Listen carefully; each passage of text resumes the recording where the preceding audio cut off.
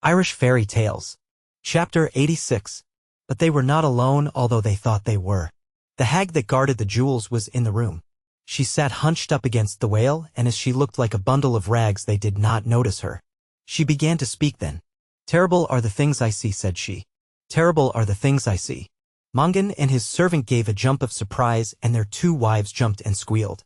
Then Mongan puffed out his cheeks till his face looked like a bladder, and he blew a magic breath at the hag, so that she seemed to be surrounded by a fog, and when she looked through that breath everything seemed to be different to what she had thought. Then she began to beg everybody's pardon. "I had an evil vision," said she. "I saw crossways. How sad it is that I should begin to see the sort of things I thought I saw." "Sit in this chair, mother," said Mongan, "and tell me what you thought you saw," and he slipped a spike under her, and Macan Devi pushed her into the seat, and she died on the spike. Just then there came a knocking at the door.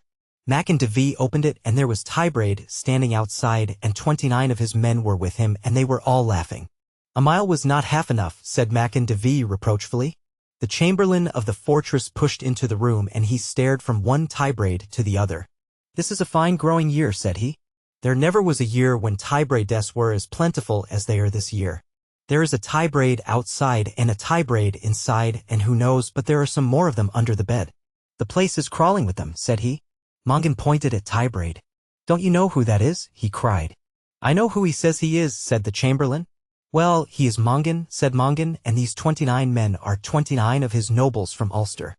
At that news the men of the household picked up clubs and cudgels and every kind of thing that was near, and made a violent and woeful attack on Tybraid's men. The king of Leinster came in then, and when he was told Tybraid was Mongan he attacked them as well.